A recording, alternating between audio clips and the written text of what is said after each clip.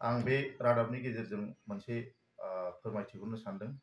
जोंहा गुरुदेव कालिचरन इंलिश स्कुलाव दासान्दि गोदान एडमिशन लानाय सोलिगासिनो दं।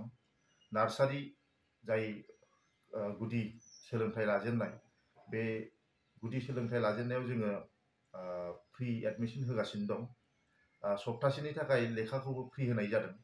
बिनि थाखायनो जायफोर गार्जियानफोरा इन्टारेस्टेड जोंनि फरायसालियाव एडमिशन होनो थाखाय, बिथांमोनखौ गोख्रैनो फैनानै एडमिशन लाफैनो खावलायनाय जाबाय। जायजों जोङो एडमिशनजों लोगोसे लेखाखौबो सप्तासेनि थाखाय फ्रि होनाय जादों। बिनि थाखायनो बयखौबो खावलायनाय जाबाय। जोंनि फरायसालियाव गारिनि भेननि फेसिलिटि दं, हस्टेल फेसिलिटि दं, कम्पिउटार क्लासनि फेसिलिटि दं आरो देग्लाय गोदानै जोङो स्पिरिचुवेल क्लासखौ बारायनाय जादों। प्रत्येक सेटारडेआव जोङो स्पिरिचुवेल क्लासखौ 1 घन्टा बा 1.5 घन्टानि क्लास लानाय जागोन आरो एक्सट्रा कारिकुलार एक्टिभिटिसनि थाखाय जोङो सेटारडेआव खालामनाय जादों। बेखायनो बेफोर गासिबो फेसिलिटिखौ मोननो थाखाय गार्जेनफोरखौ जोंनि फरायसालियाव एडमिशन लाफैनो थाखाय खावलायनाय जाबाय। आरो बेनि अनगायै गुबुन जायगानि जुदि एडमिशन लाफैनोब्ला माबा मोनसे कन्टेक्ट नाम्बारफोर बुंना होनो हागोन नामा? ओरैनो जोङो पस्टार होनाय जादों, पस्टारावबो मोनगोन। बाखि जोङो आंनि पार्सनेल स्कुलनि नाम्बार दं, पार्सनेल नाम्बारबो दं। बेखौ बुंनो थाखाय खावलायबाय दे। 8011011427 नोंथांमोनहा खबर लानो हागोन। आरो केरानिनि नाम्बाराबो होनाय दं बे माबायावनो, पस्टारावनो। बे पस्टारखौबो नोंथांमोननो फोरमायनाय ओरैनो बे भिडिअनि गेजेरजों फोरमायनाय जागोन।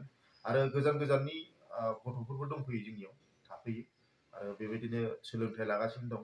थांनाय बोसोरावबो जोंनि रिजाल्टआ बहुत मोजाङानो। सा सानजा रायजोआव माबायाव सा सानजा गहपुर माबायाव हालामाव